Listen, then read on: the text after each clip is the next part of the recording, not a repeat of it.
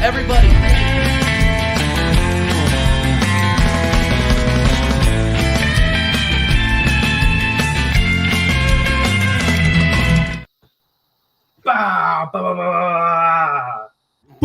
Doing a classic TJ intro there. Everyone, welcome to the American Idiot Show, episode 27. They're probably thinking, where is TJ? I'm not TJ. I'm not as good looking as TJ. Well, TJ is currently, I think, on a flight to Chicago. So, so good luck to TJ with he's doing his performing. I think he's doing later on today in America. So good luck to him for that. But I'm hosting today. But of course, I'm not just only hosting. I'm joined by Dow, the co-host with the most. Dow, how are you doing, man? You all good? I'm doing excellent, Connor. Happy Friday, my man. Yeah. I'm hyped to see Yeti and Jez in the building, and the chat's going wild. So thanks a lot, Connor, for helping out. As usual, this will be a fun show. Episode 27. Let's go. Yeah, of course. And 27. Yeah, we're getting close to 30. Before we know it, we'll hit 50. So let's go ahead and introduce our guests for today. They need no introduction, but first of all, we have LongHairedYeti, who's made a return to TJ Warren TV. Yeti, how you doing, man? You all good? I'm doing good, matey. I'm doing good. I'm glad that you're now actually hosting the show, because I actually remember you when you was this big. Yeah. I was watching on my mobile phone at the time, but that's not the point. But so it's good for you to actually get some recognition. It's great to be on this channel with you, Jez, Dow, and Connor. Big up, guys. Big up everyone in the chat as well. Of course, 100%. And of course, Jez, welcome back to the American Idiot Show. It's been a while. How are you doing, man? You all good? I'm great, mate. I'm great. And been looking forward to this, as always. I did say to TJ the other day, I don't like the American Idiot's name. Do you know the meaning behind it, Jez? Do you know the meaning behind it? Well, I just think that's nonsensical, because Green Day, I know it's fun. But it's a little bit beyond Green Day. So it's behind Green Day. Let me explain for anyone. So in 2005, Green Day released the American Idiots record, and on the cover was the hand with the grenade, right, Jez, with the heart that you see. Yeah. Okay. Right. So after that record was million platinum selling, songs on the radio, blah blah blah, they turned it into a Broadway musical, and TJ was actually in the musical. Okay. Fair play. So that's the connection. And he has the grenade tattooed on his arm.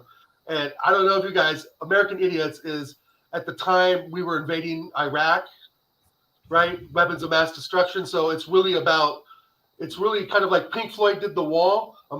Green Day did American Idiots. It's sort of that sort of thing.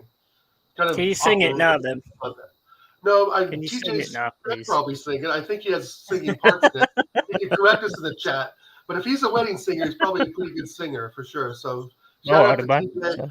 Yeah, I get what you're saying, Jez. It's kind of like a backhanded comment, right? But in our little Green Day world, that TJ created, I like it, but you know the reason I like it, because it works. So, on your show the other day, Jez, where you were saying about I don't like the American Idiots because you're not idiots. That's why I like it, because it's like a two-way thing. Yeah. It's like saying you're idiots, but you're not. You know what I mean? Yeah. I get it. I mean, you are idiots, but you're not. You know what I mean?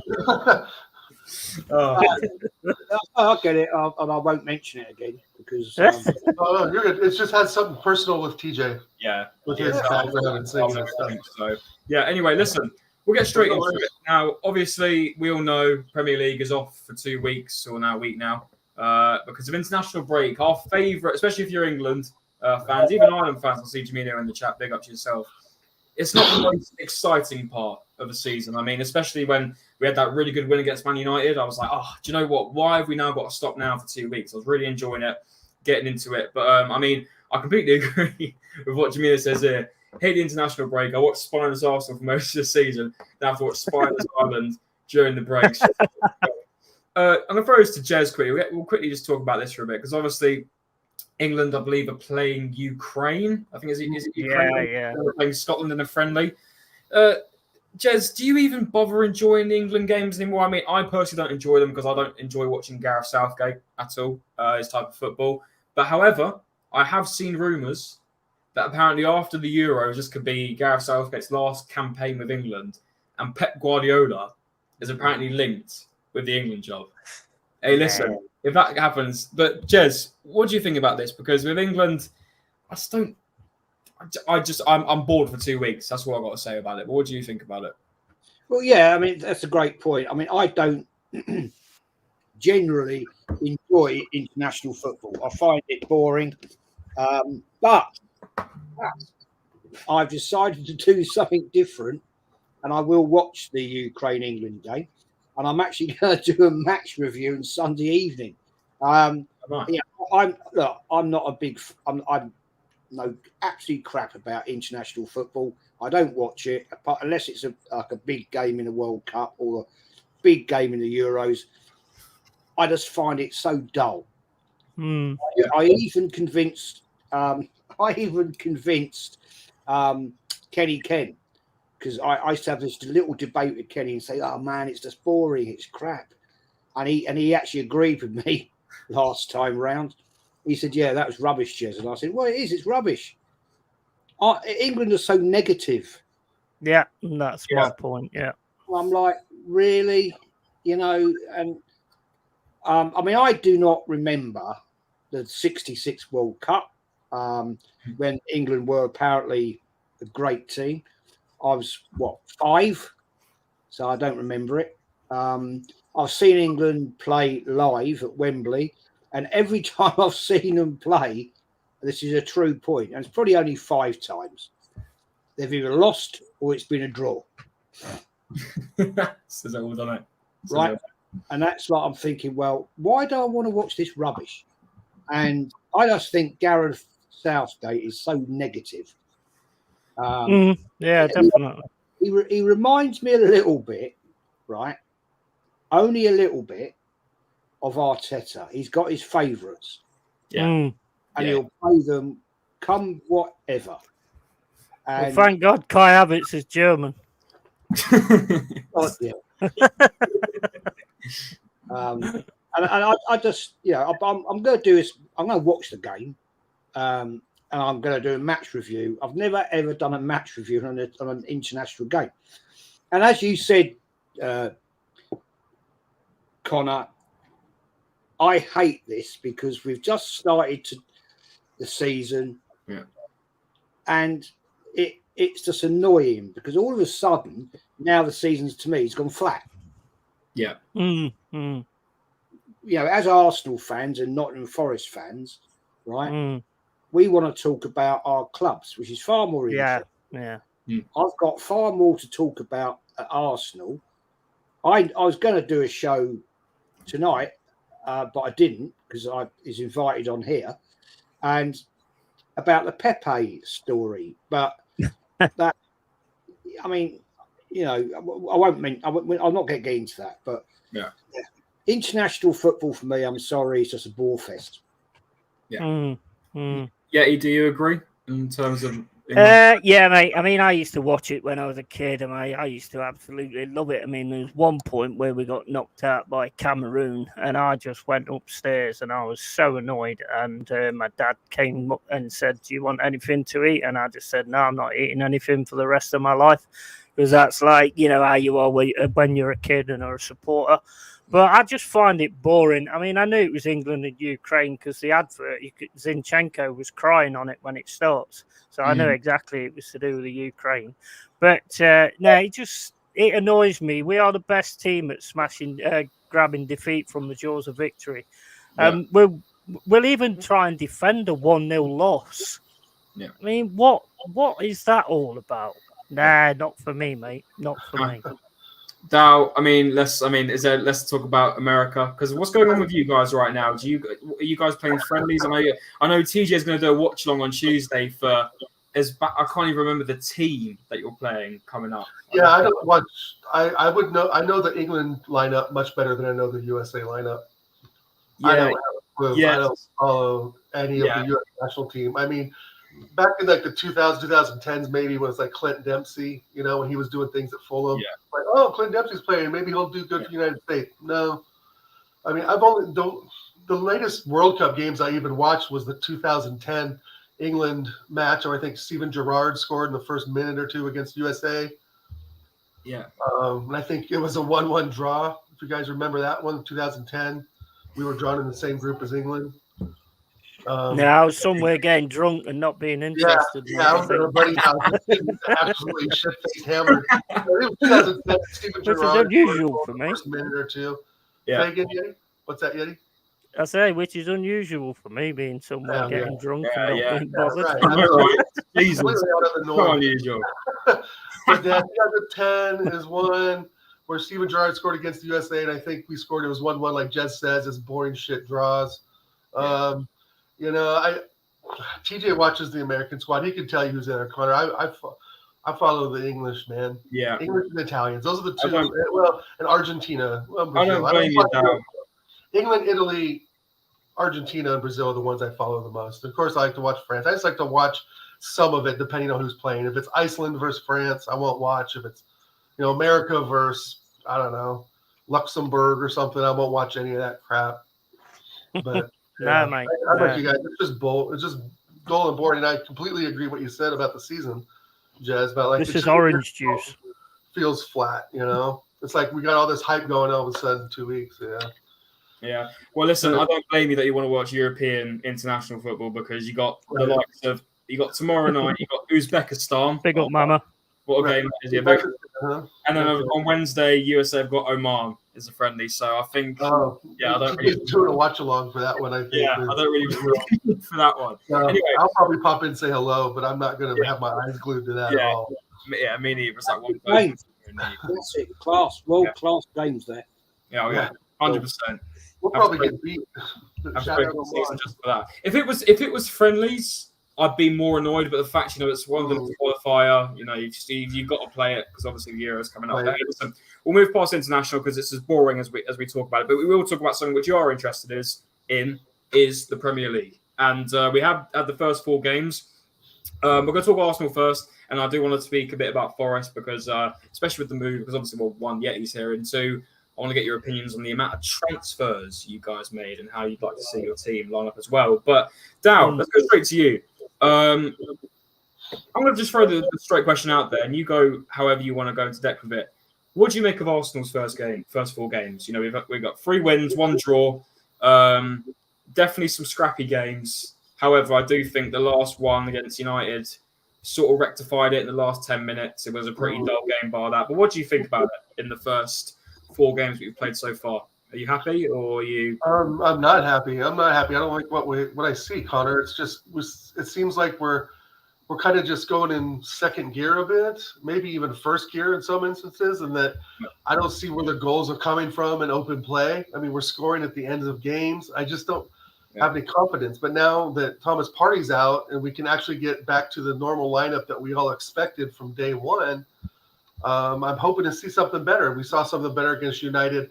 I thought that was the best game we played out of the 4 of them. I know some people might have different opinions about that, but I just think that we seem to galvanize ourselves and again get the goals at late, which leaves us all, with high blood pressure and very nervous. And I don't understand why Arteta yet can't make the connection that we're shit with Havertz and we're much better with ESR and Vieira on the side. I mean, Vieira absolutely looks like a new player, but let's not get too gassed up, right? I mean, it's only been 4 games, and we absolutely slagged him off all last season. Yeah. So saying Vieira is better than Havertz, what does that say about Havertz, right? But I don't want to make it about Havertz. The 4 games, we can be better. We can be better. From what I've seen, I'm not impressed. And we look vulnerable. I just don't see like last season, the first 4 games with the wins, the way we were playing, I could say, okay, we have a real title challenge with this squad. I just don't feel that vibe right now. Yeah. Listen, I don't blame you. I mean, I'm going to be honest, it's not the start I wanted. I did personally want 4 out of 4, because especially looking at the first games, I thought, right, Forest, as much as, and it's true, you did really outplay us at the end of last season. I was thinking when it's at home, the home game last year was a 5-0, so I thought, you know what, maybe that would be a good one. Crystal Palace, Fulham. I'm thinking these are teams you should be beating if you want to be going for the title again.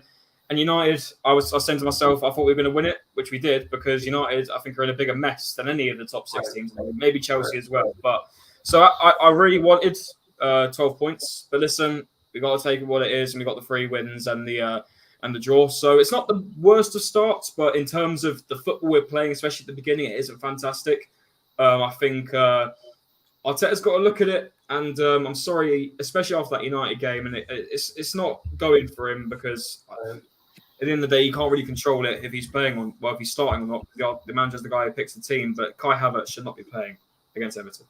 If anything, if you want to be picking players on form, then I can't believe I'm saying it. Vieira should be playing over him because he's come on in the last 2 games and got 2 assists from it. So and Kai Havertz hasn't done anything in 4 or 5 games. So hey, that's what it is. But Jez, same question to you, mate. What do you make of the first 4 games for Arsenal? And another side question: what would you change going into the game against Everton coming back? Well, Kai Havertz getting dropped. It's quite simple. Havertz into Ireland. Yeah. It's quite simple. When you start a game with 10 men, you play with a team with 10 men. As soon as we play, case in point, when we started against Man United, right, it was like we were playing with 10 men. Yeah. And then when in the second half, he mixed it up and got it, we looked like a totally different team. We looked like the team that played the start of last season with intensity and passion. And I'm sorry, Kai Havertz, I think, has just got absolute zero confidence right now. Yeah. And he just doesn't have that. I mean, for a professional footballer of his standard to air shot that chance in front of the goal 3 yards out I feel sorry for him. I actually will say to you, I feel sorry for him. I don't. He'll grab 300k and won't give a toss. Well, I'm thinking about him as a footballer, right? How must that affect his Should be done for fraud. And the fact that he must come off that pitch thinking, oh my God, what have I, what's gone wrong? But I've said this before. Some players come in from Europe. They're great in Europe, in the Bundesliga and the Liga and all that. They come to the Premier League and they just can't hack it. It's just not the league for them. But when we brought on 2 games, Fabio Vieira, okay, he looks a little bit more like he's put a bit on him. He's a little bit more about him. And I think he's played really well. Yeah. But I think we're going to have to look at this, guys, and realise that Kai Havertz is going to start in Arteta's lineup for probably the next 6 to 7 games. And if he starts to prove himself in that, brilliant. If he doesn't, then he's got to get out. Remember last the pig? Oh, it just flew over. Remember what happened with Eddie? Started him, and then benched him. Yeah, and that's what had to happen. He wasn't the levels that was needed. And I'm sorry, but Kai Havertz, mate, I really, really, really hope you do make it. We've spent £65 million on you, yeah, and I hope you make it. But I have my concerns. I have to be honest. Yeah, I mean, I completely agree. I mean, I just personally don't see Arteta dropping his 65 million, 300k a week man on the bench. I just don't see it. I mean, one thing that I would say, I was going to throw out a question again before I get to Yeti. I mean, yeah, you can have your opinion on it as well, mate. You can talk about Arsenal as well. So, I mean, obviously, Jesus came on the other day, and do you know what? I really want to see more of obviously Jesus. I want him to get some more goals because he is very creative. But I mean, I wouldn't call Jesus a central out-and-out striker. I think he's more of a centre forward. I mean, you even see against Man United, he came on the right wing. He was playing on the right wing for the majority of when he came on. And he does like playing there because he played there a couple of times for Man City. So I personally, as much as obviously Eddie scored 2 goals beforehand, or was it 3? I can't remember, 2 or 3 beforehand. And but it's not an agenda against him. I just want to see Jesus. I really want to see, obviously when he got injured last season, he came back and his confidence wasn't fantastic. He wasn't scoring many goals, and when he was getting to the final third and was trying to put them away, he couldn't. He was either missing or it just wasn't working for him. So I want him more in the team because not only is he our number 9, I also want to see him because I think he is the better forward, personally, than any of them. So you want players who care, mate. You want players who care. And, I mean, where Havertz is concerned, India went to the moon and it cost them 59 million. You spent 65 and got Kai Havertz. I mean, it says everything, really, doesn't it? Exactly. And, well, I've seen things recently. Apparently, Arteta's looking to maybe get David Raya involved more. I mean, I was expecting it because, he's Spanish. I thought, you know what, Arteta loves having a Spaniard. I think he will have a bit of a more closer connection with David Raya, and I wouldn't be surprised if David Raya comes into this Arsenal team quicker than we expect. I mean, to be fair to Ramsdale, I thought he was great against Man United. That goal against Rashford, in my opinion, I don't think he could have saved. I don't think many goalkeepers could have saved that.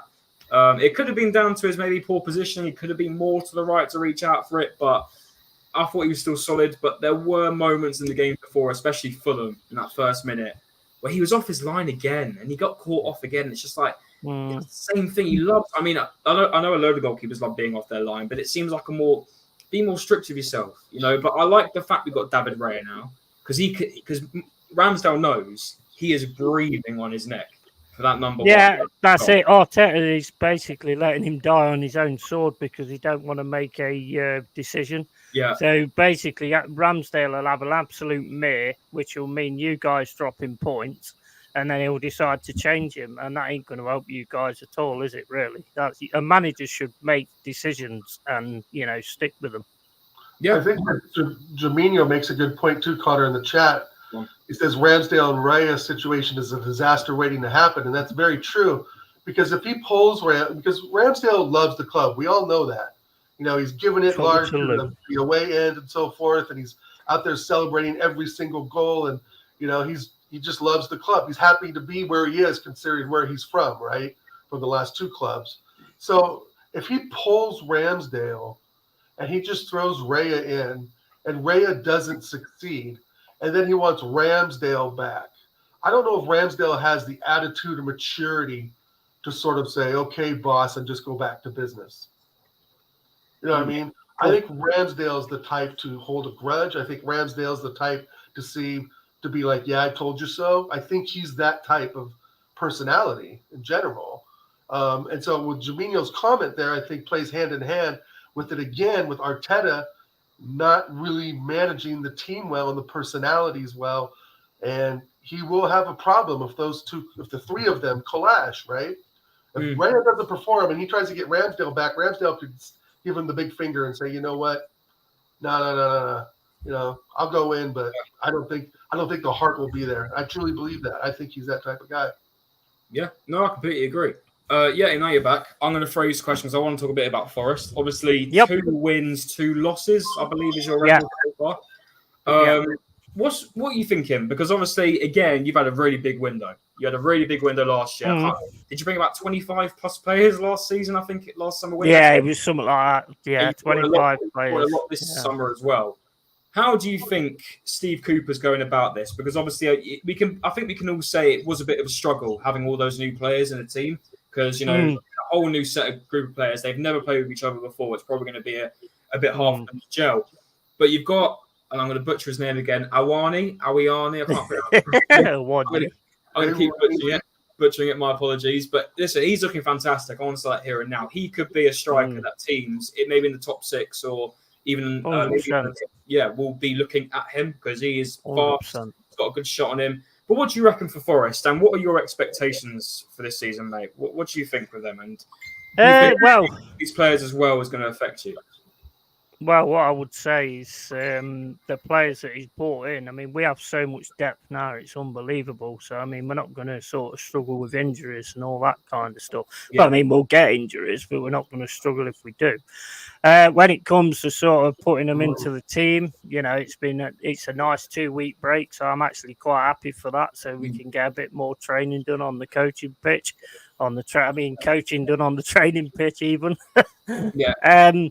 Yeah. Awoniyi is class. I mean, he was only third down to Erling Haaland and Lewandowski in the Bundesliga. So I knew he had something to offer to actually be up there with them. I'm like it. What I'd like to see is a bit of a 4-2-3-1, to be honest, with Sangari and Dominguez, because they both look like players that ain't going to take no crap in the midfield. They're going to run that midfield, and then to have a Langer, Morgan Gibbs-White, Callum Hudson-Odoi, and then a Wonyi. That's quite a scary forward line, but it's just down to whether Cooper wants to go to 4 instead of sticking with the 3 at the back. But we've also got, with the wing backs and all that kind of stuff. But we've got cover everywhere. Disappointed in the first game, I'll be honest, because I think he was there for the taking. Yeah. In the first half, I thought we contained quite well. 2 brilliant goals, absolutely brilliant. Martinelli pass was just absolutely amazing. But I'm also going to give some credit to Nketiah as well, because he didn't just smack it. He actually took it round the player and smacked it. Fair play to him. Saka goal, brilliant. Can't let him on his left foot, and otherwise you're going to pay. Half time, I actually was thinking, you know what, if these carry on playing like this, we are in for a really long day here. If we'd have scored that first one with Brendan Johnson, as much as people say it would have been a good thing, I'm not too sure. I think if that had happened, Arsenal would have switched on and gone, right, okay, Forest are giving us a game here, and then it could have been a long day as well.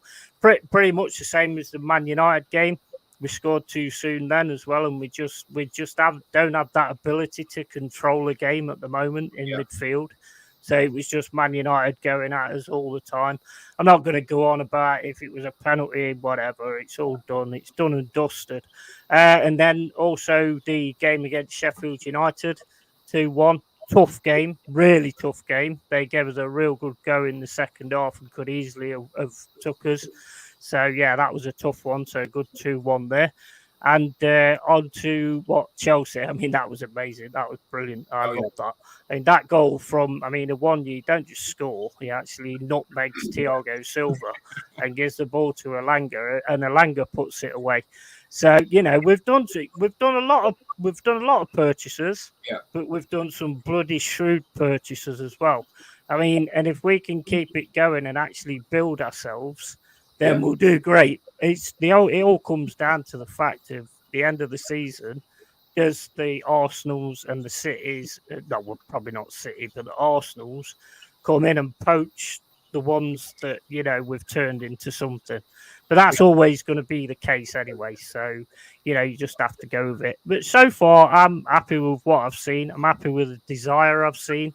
I'm happy with the passion I've seen. And if we can get that into the new players, then I think we could easily finish.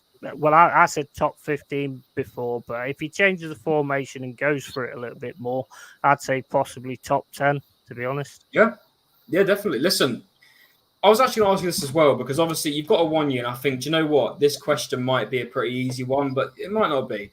Obviously, Brendan Johnson, deadline day, Spurs, in my opinion, and I'm not just saying this, sorry, Will, because you're here, a downgrade, just saying. To Nottingham Forest, just because of the way now Spurs are going to go this season. I was watching Tottenham away the other day. Big up to Will and all a lot of Tottenham away. When they lost to Fulham in the Cup, they were like, well, that's the season done, because we're not going to get in the FA Cup, and they're obviously not in Europe either.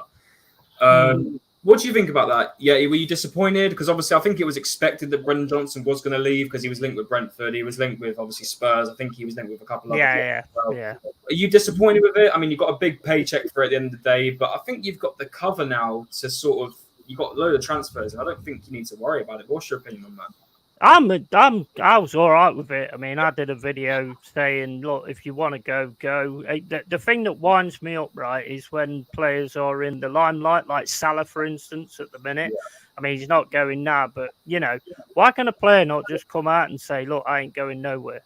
You know what I mean? Because that puts the fans on the edge and everything like that. So I was already sorted for Brendan Johnson to go. And I think it's a brilliant move for him, because with us, you're going to have to defend. You're going to have to do all this. With Spurs, all you have to do is attack. You know what I mean? So I actually do think it will be a brilliant move for Brendan Johnson. And thanks for the 50K, guys. 50 million even. But I do think he's good. but I think he's got a lot to learn. Can he learn that under Postecoglou or whatever his name is? Yeah, Postecoglou, yeah. We'll see. Yeah, I mean, do you know what? That's another thing. I think the transfer market, ever since, and I do think it's got. I think it's a mix of two things. I do think it's a mix of Chelsea, honestly, and I think it's a mix with Saudi Arabia, all the transfers. Some players are going for ridiculous fees now. Because as much as I like Brennan Johnson, it's not just Brennan Johnson, it's many other players as well. Them Saudis are coming next window, mate, and they're coming for all your big guys. I know. For all of you. But it's just so much money for these players who are probably worth half it, or their market value is probably half it. I think it's crazy, but hey, at the end of the day, clubs like Forest are making peas off it. You know, the amount of transfers you've brought in, you've probably. It's going to be the top teams that suffer though when they start coming in, because they're going to want the Casemiros, they're going to want the Sakas, they're going to want the Martinellis. You know, the Odegaard. Unfortunately, they're going to want. A lot of players talk about, I don't do it for the money. Let's be real. Yeah, whatever. Majority of the time, when Saudi Arabia are going to come calling for this, I saw a video of, probably in July. If any of you remember, there's a player called Agallo who played for Man United. I think he played for Watford as well. Mm-hmm. He said it, didn't he? He has his own private jet and his own all this different stuff provided by the club that he pays for. I think it's Al Hilal, or I think one of them. He has all of his private jet. He has all of his cars, all supplied by the club. Now, Neymar does too. In my opinion, if I'm 26, 27... He did a statement, didn't he? He said we're all about the money. It's nothing else. In no disrespect to the Saudi league, what else are they going for? I mean, it's not a very fun league, is it? So, but what they're doing is, in a way, they're spending... Probably going to wear the rainbow flag. Yeah, but then you've got the likes of like Jordan Henderson coming out going for the money. I mean, I can understand why he'd go to Al Ittihad because of Steven Gerrard. But let's be real, you don't know anyone there bar Stevie G. You're going there for the money. And that's what I'm thinking. Connor, you should see what they gave Neymar. They gave Neymar like 4 Lambos or something and like his own restaurant. Yeah. He can eat. Anywhere he eats in the world is paid for by the club. It's crazy. But I want to ask Yeti real quick. Yeti, what about your ownership, your club ownership? I don't know much about the ownership and why you have this money to spend. He's a big fella. It's Marianakis. I mean, he definitely ate all the pies. Like he's massive. But he's like, I mean, I don't know what this true story is, but apparently he's a big gangster or whatever. I don't really know anything about that. So, you know, which I don't mind having a player. I don't mind having an owner like that because if none of the players perform, he'll just put an horse's head on the pillar and then they'll learn the best ways to be, won't they? So we're all good with that. So it's kind of like he's like a shady owner. He has like a criminal past. Apparently, I don't know 100%. To be honest, but I wouldn't. I don't want to say too much, mate, because I might all of a sudden get a sniper bullet back in the head. Fair. Stay away from my man Yeti, mafioso. Exactly. If I all of a sudden go like that, you know, I'm done. Right, we'll move on to the next one. We'll talk about the start of the Prem. The next one I want to talk about, which is probably going to be a bit of a quick one because I think the relegation side of things might be a bit more of an interesting conversation. But I'm going to start off with Jez because obviously it's been a while since you've spoken, mate. I'm going to talk about first off who you think the title contenders are going to be. Now, obviously, I look at the table right now. Realistically, Man City, of course, are on top with 4 wins. Now, they haven't actually had 6 out of 6 wins at the start of the season, I think, since Pep Guardiola's come into the job, if I'm correct. I don't think he's actually had 6 out of 6 wins, so he could be on the go for that. But you do have Tottenham, Liverpool, West Ham, and Arsenal all on 10 points, all sitting on 10 points. Now, I think I already know the answer to your title contenders, who you probably think they are, but you might think someone different. You may think Arsenal. But you do also have... Actually, I'll go first for the title contenders. Who do you think your title contenders are for this season, Jez? It might be a simple answer. Well, obviously for sure, Man City. Yeah. That's no question. I would like to feel that Arsenal will be in that challenge if Arteta doesn't do this stupid, nonsensical, inverted, 72 different tactics in a game. I mean, where does that stat come from? Seriously. I think also challenging. I think challenging could well be Liverpool. You can never write off Liverpool. No. Chelsea, I'm not so sure. I think they've got a lot of problems at that club. So that's my top 3. I'll give you my 4th, right?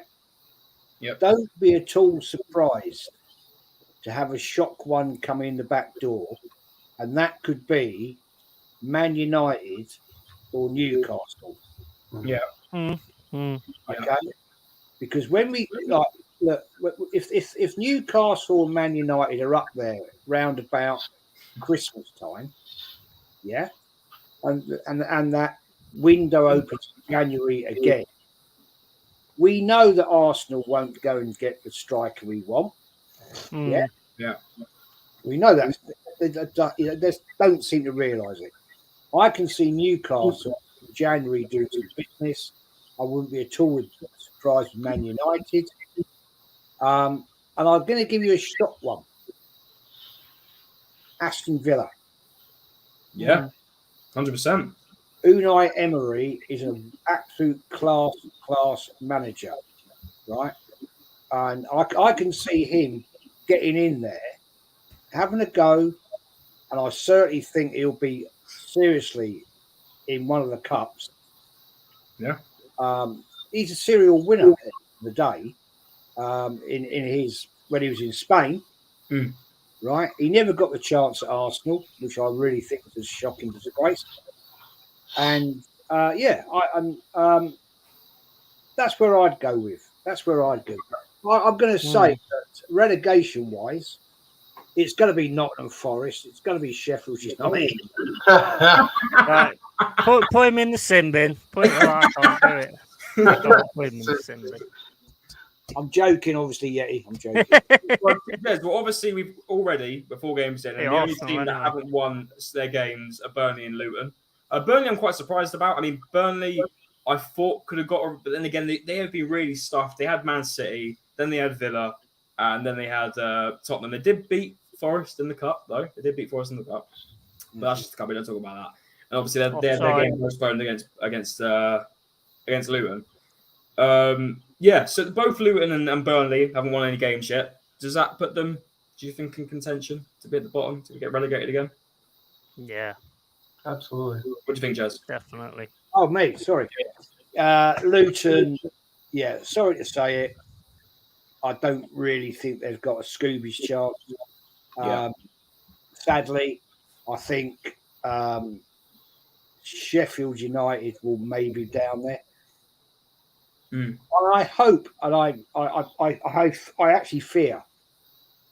I think it'll be Burnley, but I could possibly see it being Everton. Massive stone because they've got the longest run in top flight football apart from Arsenal. Everton haven't been relegated since the 50s, and I seriously think if they do end up in big trouble, which they could possibly be, right? And it will be an interesting game when we're away to them in 2 weeks. They're going to a new stadium next season. Yeah. Which has cost them billions of pounds, millions of pounds, right? I don't know. Could be a problem. Could be a big problem. I hope they don't. I like Everton. I honestly, I will miss Goodison Park. I've the many times I've been there, I've always enjoyed it. It's been fun. It's quirky. It's old, and it is what it is. But times move, and we all have to move on. 100%. I mean, I definitely can see them going down. I mean, as much as Sean Dyche is there, and Sean Dyche saved Burnley a numerous amount of times to stay up in the Prem, their transfer business wasn't great. I mean, they brought in the likes of Dan Jumo, who wasn't great at Tottenham when he was on loan. He didn't really get many chances. Jack Harrison from Leeds, sort of fallen a bit of fall from grace there. Beto looks all right, to be fair, from Udinese. Yeah, he looked all right, actually. He looks pretty decent, so maybe he could be a good replacement for Calvert-Lewin, who's always constantly obviously injured. But I could see, for me, before I go to Dow, I do think, unfortunately, Luton will go down just because I don't think they've got the players for it. I think their defence isn't fantastic either. I just don't think they'll be able to do it. I wasn't one to put Burnley down. I thought Burnley would be able to keep themselves up, but then again, they have had 3 really difficult fixtures in the Prem so far, and they do have Forest first game back, then United, which they could snap points off. So I think there will be some games where they could definitely snap points off. For me personally, though, I think I'm going to go with Luton. I'm going to go with Everton. I just don't see it. I think, they just survived last season, but I do think they will go down. And I'm going to go with Sheffield. I was going to think Wolves, but Wolves have not been too bad. I think under Gary O'Neill, they could do all right, maybe just scrape it. But for me personally, I think I'm going to go with Luton, Everton, and I'm going to go with Sheffield United. Dow, same question. Title contenders and relegation. Who are you going for? Before you say Dow, if you actually say Forest, I'm leaving because I'm not dealing with this insubordination. I'm thinking Forest is going to finish 7th or 8th, to be honest. I don't know if they'll finish top 6, but I think 7th or 8th. I like Dow. I don't like you, Jez. I don't like you. You're not going to finish first like Man City are going to finish first. And the way I'm looking at it, Connor, the way we're playing and the way we're getting goals, I'm looking at third. I'm looking at third place, and Liverpool is second.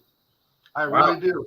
I think they've got a better bench. I think they've got a better manager. I think they have a better defense. They have a better attack in some instances, right? It's pretty equal in attack, maybe, Salah, he can get going. I think Liverpool are going to look at last season and say, no. Yeah. Not acceptable, right? They're going to make a push, and I think they are better than us. By the way they're playing, looking at them so far, they look better than us. So just putting players in the right places. That's all they're doing. Yeah, imagine, right? Imagine how that works when you follow directions. You can actually build something. I just think my top 4 is City and Liverpool, maybe above us by 3 or 4 points. I think we're going to be 8 or 10 points behind City, to be honest. And as for 3rd and 4th place, I got to throw Newcastle in there. I think they have enough firepower to get there. They need they just need some depth in their bench come January. They need to start spending some money. But that's my top 4. And I don't know. I don't see Tottenham really up there, maybe in 9th. I just think their season's going to fall apart. A couple injuries, they're done. No disrespect, Will, but I mean, Richarlison, or season's just kind of done. So other than that, man, the relegation, I think, speaks for itself with Burnley, Sheffield, and Luton. And in fact, I think in December, Chelsea and Everton could be in a battle at the bottom of the table. I think Chelsea, I don't know where their goals are going to come from. They're a mess. And, who's to say they couldn't be in the bottom, the bottom 6 come December. I don't think Pochettino's going to be able to pull them out of a hole if they dig one that's too deep. And the deeper hole they dig, the more I'm happy, man. So I would love to see Chelsea in a relegation battle. But I can't see that going that far. It's kind of it's kind of speaks for itself. I think Eddie Howe's had a little bit of a rough start, but I think he's going to get them going. Maybe we'll see Tottenham and Newcastle battle it out. Will, you're saying they're dead food, fam. I don't know. I don't know. Yeah, I mean, listen, top boy. Newcastle. I think Newcastle will be back up there again. I do think I'm very sorry for Newcastle fans, especially Strikes by Steve. Champions League, they have been absolutely shafted in terms of their So I'm not going to be going on Newcastle's back if they don't get through to the knockout. If they get through to the knockout rounds, I'll be very impressed by Newcastle. But the thing is, Connor, they could spend. I hope they spend a boatload of money and get good players in January. Because, I mean, like Jaminho put something in the chat. They're paying wages on a couple players. They're like just complete no names, Keep dreaming. But I just think that they need to spend money in January. They've got the cash. They need to spend it and get the players in. Because you're right, Connor, that Champions League draw is horrendous. Yeah. And I honestly don't see them getting out of that group, to be 100% honest. They just don't have the bench. Yeah, no, 100%, and I do think they'll still fight for top 4 again. They've got the squad, they've got the starting 11 for it. If they really keep it going, I do think they can maybe go for it. And yeah, I completely agree with Jez about Aston Villa. By the way, I think Aston Villa are definitely going to be a dark horse. I do see them as I mean, they've got a free run in the Conference League this season. I don't see why they can't win it. Emery loves the Europa League. He can maybe make the Conference League his new competition to win every time. I'm even going to throw West Ham out there as a dark horse. I mean, they spent that Rice money really well on 3 decent players, and they look like they're playing good football. Jared Bowen, I think, is in the top 3 scorers right now in the league. Yeah. Maybe number 3 or 4. Yeah, I mean, Moyes has improved that team. Yeah. So, and they got a good start. We'll see what happens. Yeah, definitely. What about your relegation sides, Dow? What are you thinking about that? Burnley, the usual 3: Burnley, Sheffield, Luton. Neither one of them are good. I just think, and again, Everton will be down there. Wolves will be down there. But I think it's going to be a mix of those 5 teams, and maybe, like I said, throw Chelsea in there. If they don't have their shit together by December, they're going to be in big, big trouble. Yes, definitely. Yeti. We go contenders, and then we'll just say top 4. We'll go for top 4. What do you think so far with obviously the season, how it's going now, and who are your bottom 3? Who are going straight back down to the Championship, my friend? Top 4 is Man City. Arsenal, I still think Arsenal will be there because you haven't been playing that great, but you're still getting the points. So, when you do that, that is a really good sign, in my opinion, when you cheat and all that kind of stuff and still get the points. I'm just messing around. And also Liverpool, 100%, because I think they've got like that striker part sorted now. And the game I watched against Aston Villa yesterday, absolute masterstroke from Klopp to actually drop Trent Alexander-Arnold into the centre and nobody touching him, and him to spray passes. If everybody keeps letting him do that, it's going to be a tough day. 4th, I'm going to go for Tottenham or Newcastle, because Newcastle have started well, but you've also got to take into account what them Saudis are going to do in that next window. They could absolutely rip your lot apart. You never know. But so I'd also, because I think Tottenham's playing some good stuff. Will, you need to have some confidence, mate, because the pigeon could all of a sudden become the golden eagle. I can't see it in a million years, but like Havertz, there's a player in there somewhere. You just got to find it, I suppose. I don't know where that is, but, there must be one there. As for the bottom 3, unfortunately, Luton, because they do play odd stuff. But, if we know better than anybody, the mistakes you make in the Championship, you pay for in the Premier League. Because the players are that technical that they will make you pay for it when you make mistakes. Look at that Havertz pass to Saka, and then and then Ramsdale gets done. You just can't do things like that. But other than that, I would say Sheffield United, although they fight very hard, I do think they're going to struggle. I hope not, because I don't like to be saying that about teams, because we fought very hard last season and we managed to do it. And my 3rd is Burnley, which has shocked me because I thought they was going to be a hell of a lot better, but they're not looking too great, even though they beat us. But anyway, either that or possibly Wolves as well. That's what I'd say.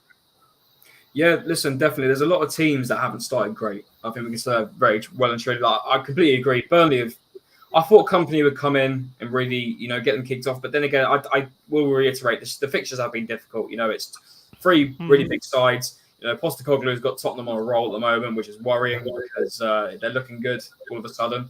And they've brought the likes of Brennan Johnson, who could become good, obviously, as Will says. Can I just say something that will cheer Will up? Go on. Brennan Johnson's a bit better than Richarlison, so I think that one, mate. Yeti, I think you're better. I think you're better than Richarlison. I won't get that far. I want to say my only critique with Tottenham, Will, was that if Basuma and Madison get injured, it'll be rough. Other than that, I think you guys are being top side. I got to put you guys at 8th or 9th though, because I just think Villa and Newcastle are a bit better. I think I really playing good football right now. I really think United ain't going to touch Europe this year. I think they could get maybe 6 or 7, but they are screwed this season. They are so bad. One injury, and I think they're done. Their depth is horrible. They've got the stuff going on with Jadon Sancho, the stuff going on with Anthony. That's 2 players. Your depth ain't great. do you know what? Yeah, when you guys rocked 2-0 the other week, I thought this is going to be a Nottingham Forest slapping to United. Unfortunately, obviously, it went the other way. They did come back. Obviously, that penalty and that classic Bruno Fernandes. But classic VAR cheating, really. Yeah, yeah, exactly. But the way I look at it, and when I watched them against us at the Emirates, and we know that obviously United haven't beaten us since I think it's 2017 at the Emirates, and obviously it's a bit different when we go down to Old Trafford. But the way I looked at them, there was no fight. There was no one really. The only really fight I saw from a United player that when Højlund came on, he really gave it a go. I think he looks like a decent striker. Oh yeah, definitely. For the I didn't see much fight from your lot, to be fair. To be honest with you, I thought the one thing that was a common denominator in that game was bringing Evans and Maguire on. And as soon as you did that, it's game over. Really, it was the same thing. I think, in my opinion, where teams have now really figured us out. Yeti, when it comes to going forward, and I've said this on multiple different streams, people are probably getting bored of me saying it. That the likes of where our main creativity, I like to think, comes from is Saka and Martinelli. That's where it really comes from. Down the wings, cutting inside, making the pass, or even taking it themselves. Yeah.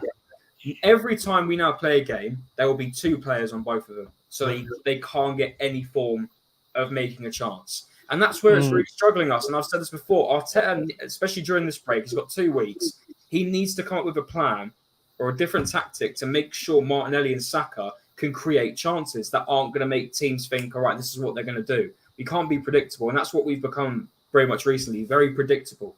And there have been players that have put in a shift, but it wasn't as good as our start last season. That's what I can say. Last season, we still gained points, so I think that's the way you look. We can't complain. We got 10 points. We could be Man United, we could be Chelsea.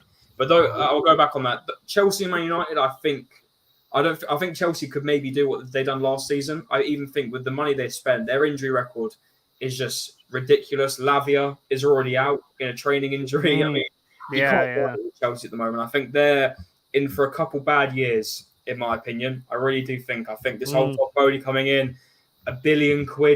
I'm telling you, I don't think it's going to go well for Chelsea coming down the road. And I do think Man United will struggle this season, even with the signing of Amrabat.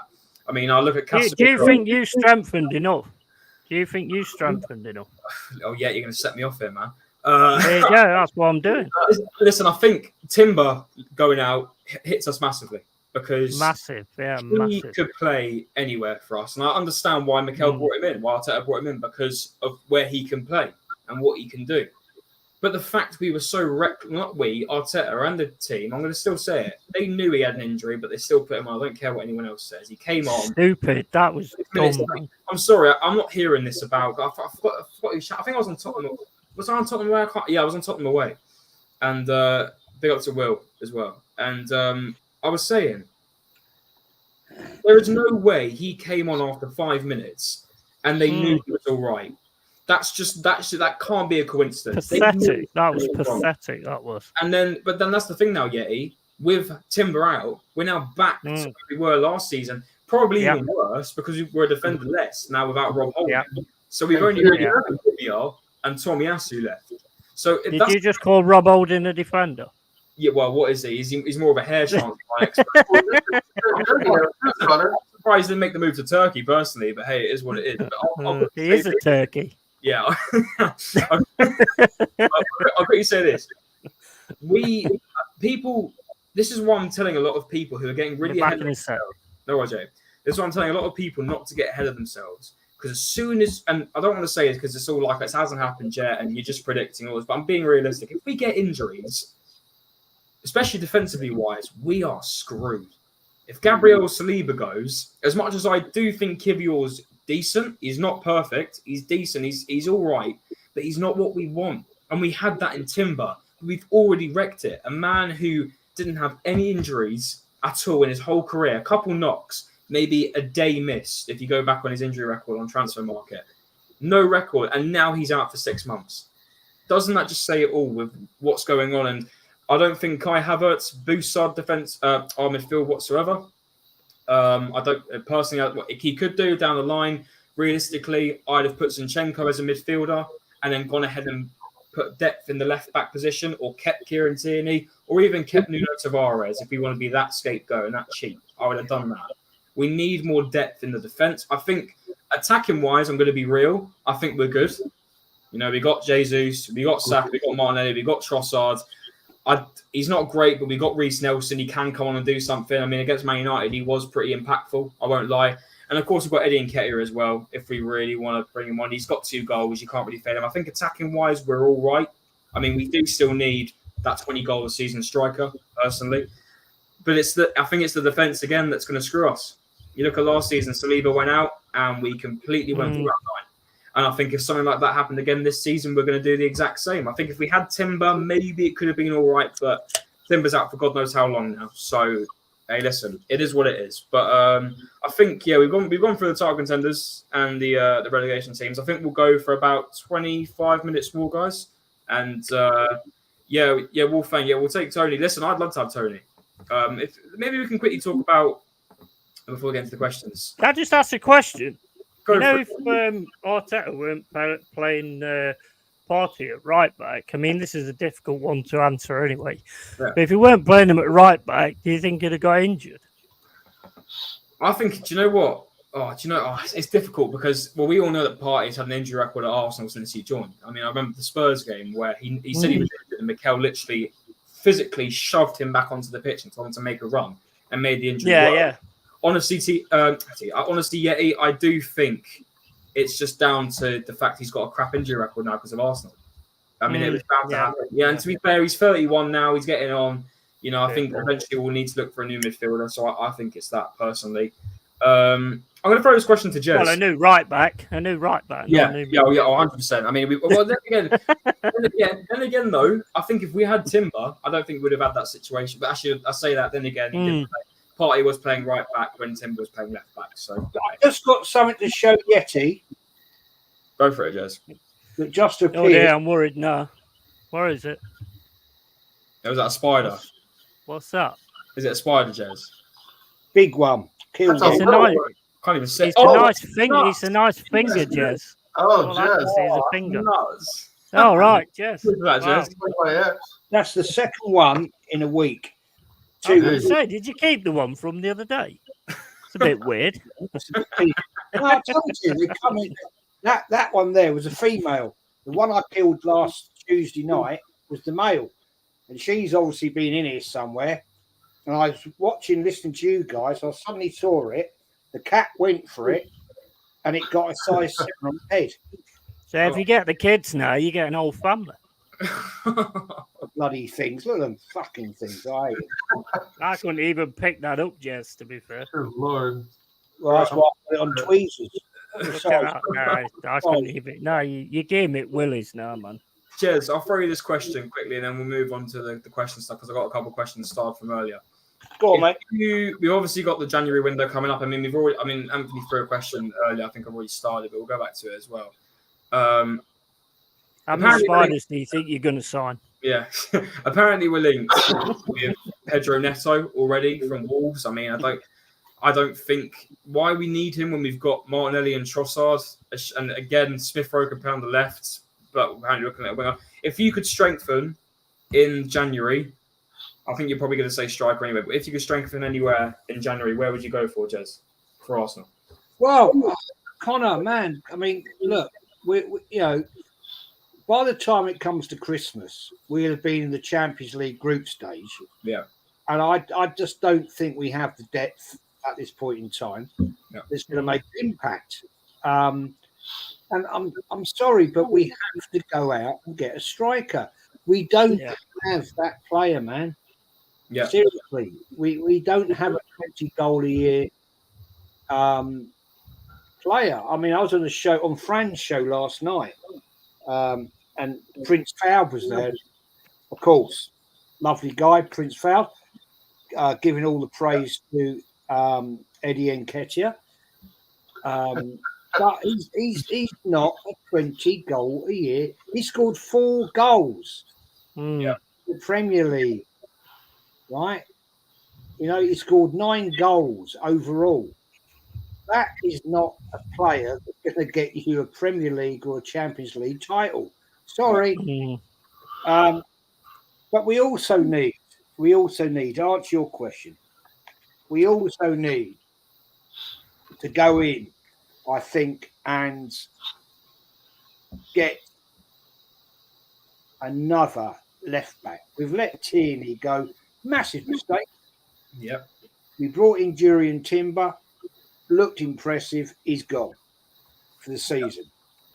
Tommy Asu played there in a couple. Yeah, he looked good against Man United. To be fair, I can't knock him. Yeah. You know, when he's played at right back as well, he's looked. He had his fruit shoots. But he's injury prone. He's injury prone. We need mistake prone. We need players that are actually going to be sustainable. Partey. No, not a right back. It's just not right. I just fear, guys, that the fact is that the arrogance of this management structure, they will do nothing. I mean, Wolfgang says, I'd love, Mbappe. We ain't definitely. I think everyone would. We're not going to spend that sort of money, man. No. It's Arsenal. We're as tight as chips. You know what I mean? We're not going to spend that sort of dollar. And I'd love to see him come, but he wouldn't come to Arsenal anyway. And I've said this time immemorial, right? If you have a quality manager that players respect, they'll come. They'll come to the club. And when we had the ilk of Arsene Wenger, George Graham, those sort of managers, players came, they wanted to play for that manager. We don't have that manager. I'm sorry we don't have it. He's acting like he's some new talent in football with all these supposed different 78 formation tactics and da. It's bullshit, right? The guy is learning on the job. And world class players can read that like an open book. Yep. And if we have the opportunity to get in certain players, right, and we say, right, okay, how much do you want for that player? Right, 80 million. That's the asking price. Does that player actually want to come to the club? Because they want to win. They want to win things. Yeah, and that's what happened. If we all remember, with a certain player who played one great season for Arsenal and then buggered off to Man United, right? Because he didn't see the ambition in Arsenal, because Arsenal had gone all down to facts of finances and this and that, and Arsene Wenger way. Yep. Unfortunately, I have to say that, and I hate saying it, but I don't think we have the manager that will attract the sort of players that will bring us greatness. I agree. If you said to Mbappe, right, £200 million, come to Arsenal, or Pep Guardiola said, £200 million, come to Man City, where's he going to go? You all know. Hey. Just bring something up as well. Everybody goes on about how much the club spent. How much has Arteta wasted by throwing players away and having contracts ripped? Oh, Christ, yeah. Oh, Jesus, you should see our net profit. It's just ridiculous. £3 million for Pepe. Yep. Our record signing, £72 million. £3 million for Pepe? Yeah. 3 million. I think it was even less than that, James. I think it was even less than that. It's ridiculous. And that's what I've said. 4 million for Rob Holding. He was worth at least 5.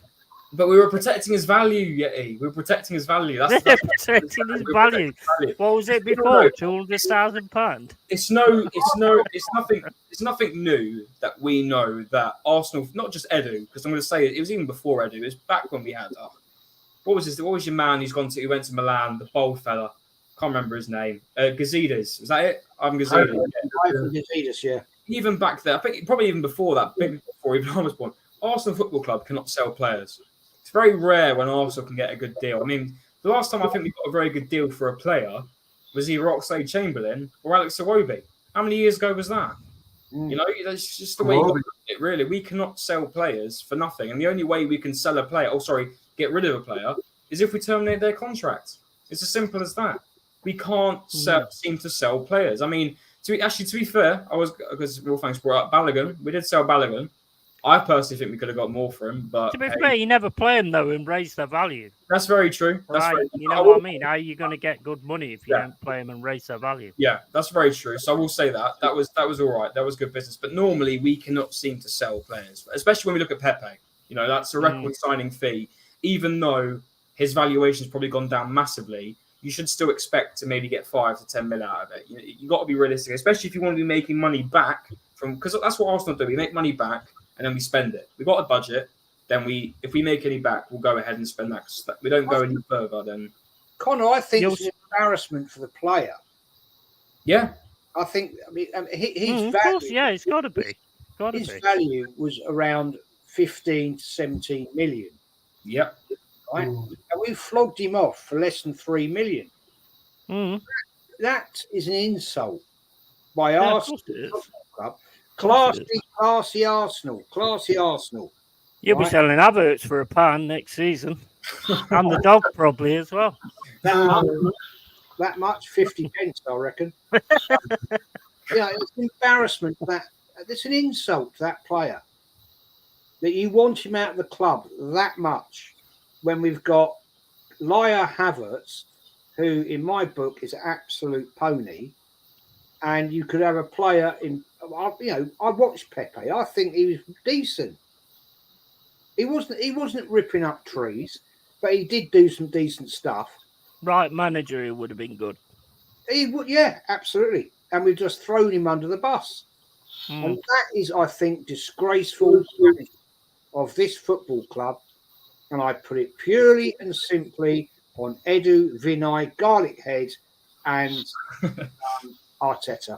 It's shocking. Can I just ask you a question? Because, why you've got Saka there and you always crying out for somebody to sort of take his place and all this, that, and the other. Not take his place, but, give him a bit of a rest and all this, that, and the other. Pepe would have been perfect for that. But he obviously just didn't toe the line. Yep, exactly. Well, even when we had Pepe with Emery, Yeti, we had the line. Well, we had a lineup. I guess it would be with Arteta, maybe with Aubameyang on the left, Lacazette up front, and Pepe on the right. That formation we only saw literally 3 or 4 times. Yeah. We never saw that incredible, attacking formation that it could have been, right? With Aubameyang playing off Lacazette and Pepe running in. I mean, it's just exactly. Aubameyang was a top scorer in Europe. The only time I think we saw that team. Do you remember when we played? I think the first time we saw that was when we played Burnley. Do you remember when Danny Ceballos had his Santi Cazorla moment and started being Iniesta for a game? He started doing all these flicks and tricks.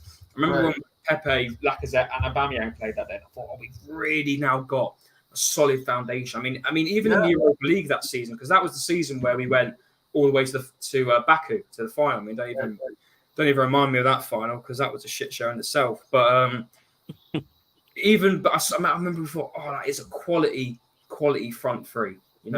Really got something there. And then as soon as Unai Emery left, I mean, it was even before that. I mean, there was never. It was after he left, and then Arteta came in. There was never. That free pairing was never a thing anymore. I don't think it was. I think we maybe saw it once, twice, but it was never certified. Because then, obviously, to be fair, and you can't really blame it. That's when Saka started coming into the mix. I remember that. I think that was the season where. That's a good point from Will. Just saying about Pepe not wanting to play behind Saka as a youngster. I mean, at the end of the day, I think he wanted to go to Turkey. He's gone to Trabzonspor in Turkey, and I think that's where he wanted to go. He rejected. To be fair play to him, he rejected Saudi Arabia, I believe. So fair play to him on that. But hey, listen, if he's happier going there now, he's happier going there. I mean, it's a shame because he was a good talent for Lille when he was playing there. I remember Man United wanted him as well. I remember that whole fiasco where Man United thought they were actually getting him on deadline day, but it was actually us. It's just a shame it didn't work out. I do think the price tag really didn't help him either. We shouldn't have got him for that price anyway. It should have been probably lower.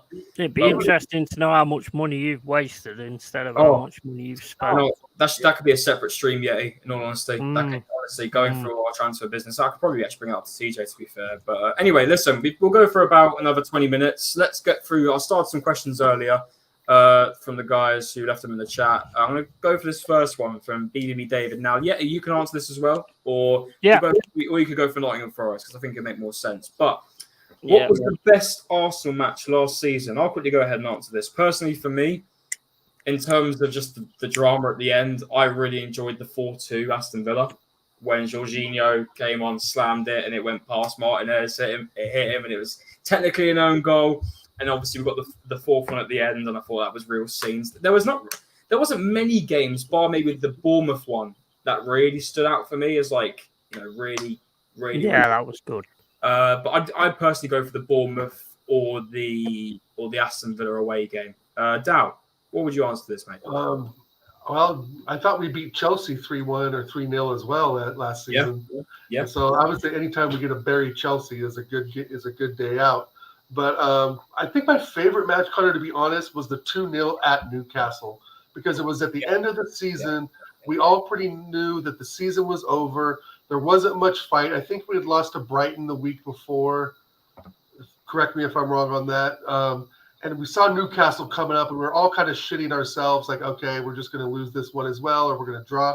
And we gave a hell of a performance, and we came out of there 2-0 up. And it revived us for that week. You know what I mean? Yeah. I think the following week, either we played Brighton or somewhere in there. I know that we lost to Brighton 3-0 at home was kind of the end of it all. But obviously it was before that as well. But I think that Newcastle game stands out because Odegaard, I believe, had a goal. It was a great fight. It was a great game. Of course, the Bournemouth game stands out as well for Reece Nelson. But to me, that Newcastle game, because that really showed character. At least we tried something at the end of the season. Yeah, definitely. And I'm not going to lie. Do you know what? You reminded me there, because that Newcastle game, that was the first time we went to St. James's after the takeover, I believe. Or maybe, I think it was the first time we went there, That crowd was immense. I could hear it from the TV. Sure. That was a vicious crowd. And the fact that we went there and had the balls to walk out with a clean sheet, and we done it in that way, I was very proud of the team that day. It's just unfortunate that we didn't go ahead and win. Newcastle were flying at that time as well. I mean, they were pushing just as hard. So very much so. Jez, do you have a favourite game from Arsenal for last season? If you can think of one top of your head. Of course. Tottenham away. Yes. That was a very good game. It's always good to beat the noisy neighbours down the lane. And I was actually going to that game until there was a bloody train strike. And I ended up at the pub drinking with some Arsenal and Tottenham fans, which was great fun watching it on the TV. It's got to be Tottenham away is always a great result. I think, was that the first time we won at White Hart Lane for a number of seasons as well? 4 years. Jesus. Well, yeah, that says a lot, doesn't it? Yeti, would you want to answer? Would you do the Arsenal one, or would you rather do Forest? I think you'd rather do Forest, wouldn't you? I do Forest. I mean, I know a lot about Arsenal, but I just don't care about them. Yeah, go for Forest, mate. So I'll go for Forest. I'm going to give 2, not 1, because there was 2 really big games in our season last season.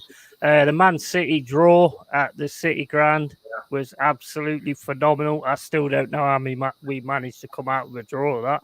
And also another great thing is we got in Erling Haaland's head, because as soon as they won the Champions League, he started talking about us in the interview. And the next one, I think you guys all know it, and it's got to be the win against Arsenal at the end of the season. I called it right from the start of the season when you was 93% at top of the league. I said we was going to win that game, and we did. So, and it got us promoted as well. So I've got to do that one. It kept you up, didn't it? That game, I was going to say earlier when you talked about that game, was the game that kept you up. Oh, it's amazing. I just knew we was going to do it. I don't know why. I just did. I mean, well, listen, I think the time before we played you was the FA Cup, wasn't it? When we had those white shirts, and even then you still slapped us. I mean, I think even then before. Yeah. Do you remember when you beat us 4-2? Wasn't it 4-2 when we had Arsene Wenger?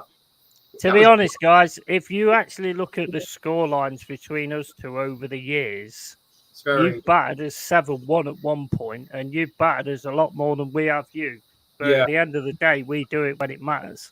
Yeah, that's very true. I think I do. But it was the 4-2, and that wasn't a great day. I remember that. It's scary, mate. It's scary looking at Arsenal Forest over the years because we got backward quite a lot. I'm looking forward to the away day. But anyway, Jez, this is a personal question for you from Carl Rossi. Question for Jez: most memorable bottle of wine you've ever had? What's that?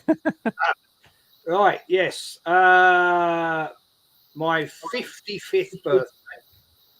Went to a fantastic restaurant when my dad was still alive, and my dad was a big wine buff, and he used to like spending money on wine.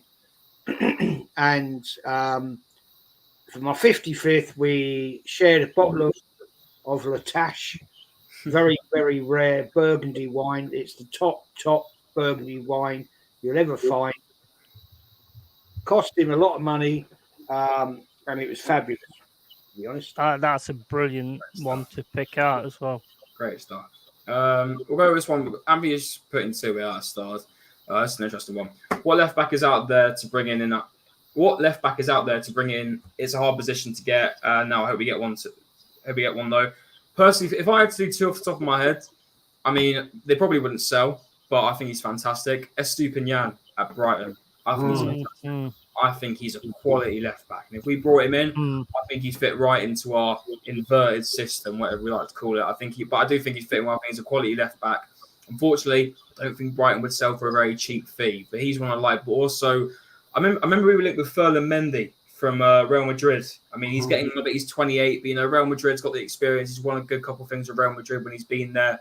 He's French, and French players are normally pretty good, especially now. I think he's still in the French team. That's personally who I'd go for. Dow, do you have any left backs on top of your head that you'd like to bring to Arsenal?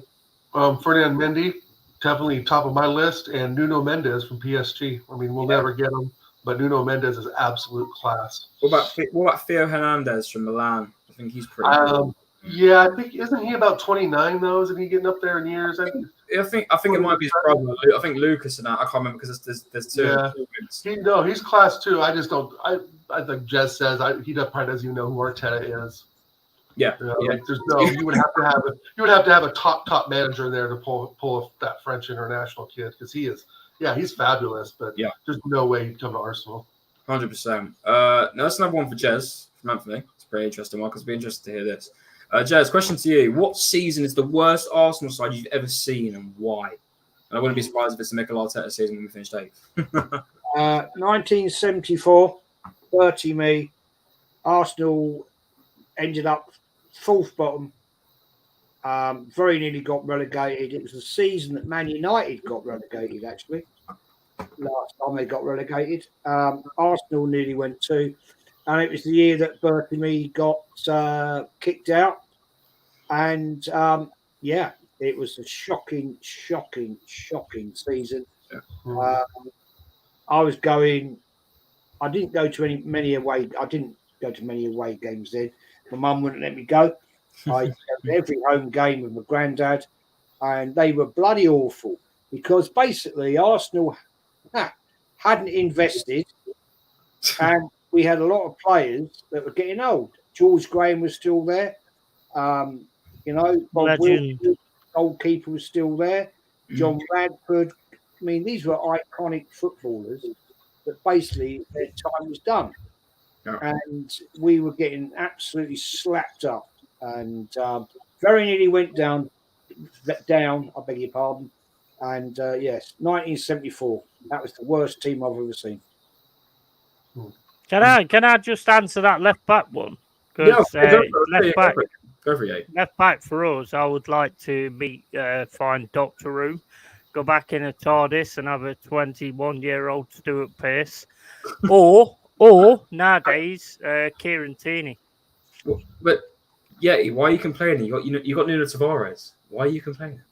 Well, I mean, he's mate. You don't know what you've done. You don't know what you've done. You know what? I've heard when he came on for Chelsea. That's the thing. And you play with a 5 at the back, don't you? Or like a 3 wing back. he will be perfect in that position. Yeah. Not he looked awesome. He was reading the game. He was reading the player. He looked really good. Going forward, he will bomb. He will absolutely bomb ahead for you, and he'll probably get a couple of assists. When he joined Marseille, he was killing it. That's what I was just going to say too. He was playing in a five-at-the-back system, or he was playing as a left mid. But Arteta doesn't want to do that. That's the thing. He doesn't expand his mind, and this is a thing that I talk about. How can we all see this? By the way, we're just the average football fan. All of us. We don't manage football clubs. Well, maybe some of us do, like lower leagues. But we don't manage the big boys. We're not all this. We don't have experience in it. But how can we always see all this stuff? But people like Arteta, even I'm amazing on Football Manager. What do you mean? Yeah, exactly. but it's serious. There's so many scenarios where even Arsenal fans, we were talking about this 4-3-2-1, the 4-3-3. I even won a Champions League with Arsenal. I mean, I must be good. Hey, listen, I've won Champions League with Arsenal FIFA career, mate. I must be a whiz myself. But it's true. I mean, you just do think, and when someone like Arteta comes out with things like, I've got 42 different combinations for my defence, and it's just like 73 formations. You are like, yeah, of course you do, mate. I mean, I'm sorry, if you've got 42 different combinations, I'd love to see them out on a written piece of paper, because I don't think you do. But I do find it a bit crazy how we can see things. But I'm going to put you on the spot now, Connor. Oh, hit me. Can you name all those 73 formations that Arteta was playing? Well, there's definitely one where, in my opinion, David Raya plays up front because he wants to be a bit frisky. He thinks, do you know what? A goalkeeper up front. I can really throw that question to you, Yeti, because we'll do this as the last one. Why not? Finish off at Forest point. Obviously, you brought in Matt Turner. Yeah, who hasn't actually looked too bad. I thought he's looked he's looked good as well. But you've gone ahead and brought this guy in from Benfica. Do not ask me to pronounce his name, but he's the Vlachodimos, I think his name is. Vlachodimos and Pliers. You brought him in. I don't think I wouldn't expect you to watch Portuguese league football. Would you? I've watched some YouTube. Yeah. Would you start this guy, or would you keep Matt Turner, and this guy can now earn his place as the number one for Forest? What do you think? You always have to earn your place for me. I don't ever do it any other way. But this Vlachodimos guy, from what I've seen on YouTube, Greece goalkeeper, he pulls off some amazing saves at times, and he's also really good at distribution. The only thing so far with Matt Turner that disappointed me a little bit was his distribution against Man United, because he just kept kicking it straight to them and throwing it straight to them, which you don't normally do. But, it was just, I think he was a bit nervous or whatever. I don't know. But, no, he earns his place. He earns his place, same as anybody does. Yeah, 100%. We'll end on this final question from Anthony, because I think it's a pretty decent one. It's a nice one to end on, actually. Question to all. Yeti, you may answer this as well. It could be Arsenal instead. It could be Forest if you want. Question to all. What's your favourite Arsenal player past? I think he means past or present. I'll quickly answer this because it's a really easy question for me. Obviously, I'm still a young Arsenal fan. I haven't seen the likes of Henry, Lundberg, Perez, all these different players. I would have loved to see him, but unfortunately I couldn't. For me personally, it's Alexis Sanchez every day of the week. We have not had a player, maybe bar Aubameyang, like Alexis Sanchez in my time that I've watched his past. So, yeah, I'm going to personally go for Alexis Sanchez. Quick answer there. Dow, do you have an answer for this one? I got three. I got to go past and then near past and then now, right? So my three are Bergkamp, Fabregas, and Martinelli. Nice. Any particular reason for either of them? Bergkamp, just because he was the Flying Dutchman and just performed miracles at Arsenal, and was an incredible pickup, from Wenger from Inter Milan. And I just think that he just defines what the pure footballer was to me at that time. And Fabregas, just because the man scored a penalty against Barcelona with a broken leg, and we got out of there with a 2-1 victory. Fabregas to me was the engine of that team in the mid 2000s, especially after the Invincibles. We kind of needed a leader.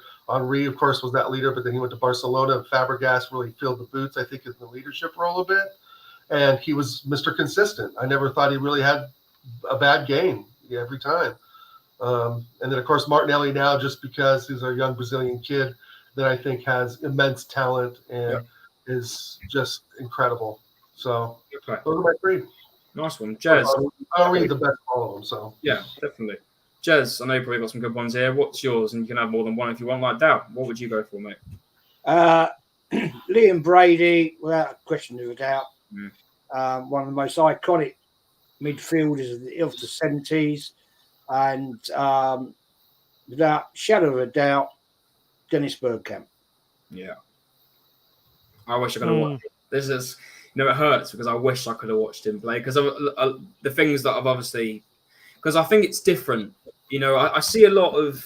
I'll quickly say this: I see a lot of obviously, when you watch Sky and like Sky Sports, they do a lot of combined 11s and stuff. And you got the likes of the normal. You got Gary Neville, Jamie Carragher, Roy Keane. They're all doing it. You got loads of people on there, and then you've got people sort of my age who will see something like Patrick Vieira, right, and say he's not close to the likes of. Now this isn't some quoted. I'm just gonna. This is a line. He's nowhere near the likes of Luka Modric. Say, and I'm like, I think you've got to watch the player back when he played, i.e. Thierry Henry, Alan Shearer, all these different players I can name off the top of my head. I think you've got to actually be there to watch them, to understand the player, instead of just watching some YouTube highlights. Does that make sense? Like I was having a thing with it. I was watching the Arsenal United game with my mates the other day at the pub. And we always like to have a little fun debate at the end about anything. We were doing like a best 11. And I'm going to throw this to all you guys because you guys know way more than me. And they were going on with, because I don't know, with Thierry Henry, he was more of a centre forward, wasn't he? He wasn't a striker. He was more of a left wing centre forward, right? He's more of a winger one, inside forward type of player. Because they were just comparing, they were just saying who was the better overall player in Alan Shearer and Thierry Henry. And obviously, I was saying to them, like, right, because obviously a lot of them, I was saying Thierry Henry personally, because from what I've seen, but obviously Alan Shearer broke records and all this kind of stuff. And I was totally different players, to be honest. That's what I mean. And I was like, why are we talking about this? Because, like, at the end of the day, we weren't there to watch these players. If we were to get the likes of you guys sat there, you'd tell us straight what they probably, not guaranteed, because obviously everyone's got their own opinion, but I'd be like, we're sat here and we're like, we don't actually know these players. Because we can talk about these players nowadays, the likes of Erling Haaland and Mbappe, Cristiano Ronaldo, Messi, all these different players. But when you're back there, I think you guys would know damn well more than we would. Let's put it this way. If you had a prime Alan Shearer in your centre spot now, then you would possibly challenge for the Premier League and possibly win it as well. Yeah, 100%. Yeti, I don't think you want to answer the Arsenal part, but would you want to answer your Nottingham Forest part? What's your favourite Nottingham Forest? Well, I mean, pass for me. I mean, I'm not. I like to go out the box and, where people just say, who's your favourite player? I'm like, well, I've got a favourite few players in different positions. Goalkeeper, Peter Shilton. Defender, Stuart Pearce. They're all odd men. Kenny Burns in midfield, absolute just a nutter, just went in for everything. And then Stan Collymore as the striker.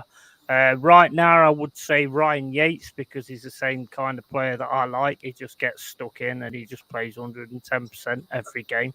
And they're the kind of players that I love. 100%. Listen, we're going to wrap this up now, guys. It's been a really good show. Thanks very much, Jez and Yeti, for coming on. Really appreciate it. No worries, man. I've already done too bad of a job today. It's my second time running the show for TJ. Brilliant job. Brilliant. I'm proud for when he comes back for next week. I believe Extreme will be a watch along. He won't be coming back, mate. He won't be coming back. You've took the channel, mate. Yeah. Sorry, TJ, mate. It's over. You know what? I don't even think TJ would complain. The dream is over. I don't think he'd even complain. I don't think anybody either, but no, he's in Chicago, so hopefully he's got his bulletproof vest with him. Yeah. 100%. Listen, TJ, if you're watching on playback, you're probably on a flight right now. I hope all goes well in Chicago, and I hope your night goes well as well with you singing and all that kind of stuff. But anyway, let's wrap this up. Jez. Probably weren't on because he was dodging me, to be fair. Jez, shout out your channel. Things that are coming up for you. I know you said you want to do a reaction to the England game, but shout yourself out, man. We all know what your channel is, but anyway, shout yourself out anyway, mate. Yeah, it's Arsenal, the history and more. Next week, Sunday I'm doing something totally different. Match review, international game. I just thought I'd do it, thinking outside the box. Wednesday night, I've got on Lee Gunner, Kenny Ken. Ola might be there as well, so that'll be interesting and fun. And then, other stuff coming up. I've still got to do the history stuff, which I must be doing because I'm getting nagged. And then a week. Do the history stuff, Jazz. There's another nag. Week Tuesday, it's the real Arsenal quiz, which is going to be an absolute ball breaker. And I said to the guys that are in it, Kenny and Anthony and Kyle, you've got to go back in time, man, and research your shit because it's going to be nice. It's going to be but cheers, man. Connor, great stuff. Now, thanks for inviting me on, my friend. Anytime. You know you're always welcome on the channel, man. Yeti, shout out your channel, mate. I know you've been playing some is it Starfield recently? Starfield, yeah, it ain't the best, mate. It's all right, but I mean, my PC's a bit of a potato anyway, so it's not handling it very well. But apparently, people who've got better PCs, it's not handling it very well. Right, anyway, first of all, I'll say, TJ, you can come out your cupboard now. Your missus is going, oh, yeah, Yeti's leaving, so you can come out, mate. Other than that, it's LongHairedYeti's Cave, play all kinds of games, Amnesia, Bunker. I'll be doing some Texas Chainsaw Massacre at some point, murdering people, which I really enjoy to do, which is a game, guys, by the way. I'm not actually going out murdering people. So, yeah, LongHairedYeti's Cave, drop over there. We talk real. Yeah, just come on, man. Let's do it. Brilliant stuff. Thanks for coming on, yeah. Really appreciate it. Dow, co-host with the most. Shout yourself out. Thanks very much for being here for me, mate. And shout yourself out, mate. Nice job today, Connor. You did great. TJ, be envious of awesome job. Of your presentation skills. Good deal. Shout out to everybody in the chat. Rest in peace to the spider. Yeah. All right, to that spider, man. Poor guy. Thank you, Yeti. Thank you, Jez, for coming on today, as usual. Absolute legend. Great show today. Shout out to the chat, everyone. Mama Flossie, the rest of the crew. Hot Buzz, I see in there. Tony. But yeah, thanks again, Connor. Catch me at Oregon Goon on YouTube. American Idiots every Friday, 9 p.m. Eastern. 9 p.m. UK. Sorry about that. But we have a big special guest coming up. I believe it's next week or the following Friday. Yeah. So it was today. I've been here today. Yeah, I've been here today. What you want about? Every week's a big guest. So let's figure it out. Okay, Yeti's the big guy. Yeah. So Yeti just overtook the big guest we have coming on. Yeah. So yeah, there you go. But anyway, thanks again, chat. Thanks again, Connor, Yeti, Jez. Have a great weekend, everyone, and up the Arsenal. Pleasure. Pleasure. Thanks everyone for tuning in. We've had about 25 likes, so thank you everyone who's liked and subscribed. We're trying to get TJ up to 500 subs ASAP, and he's going to do a massive 500 sub special. If you want to know where you can find me, CMO.editing on Instagram. If you need any editing stuff for your channel, social medias, anything like that, I've done work for loads of guys here in DVS and Jez, and probably some guys in the chat as well. Big up to everyone in the chat. Quick to name a few: Wolfgang, Tony, Danny, Mama Flossie, Anthony. Big up.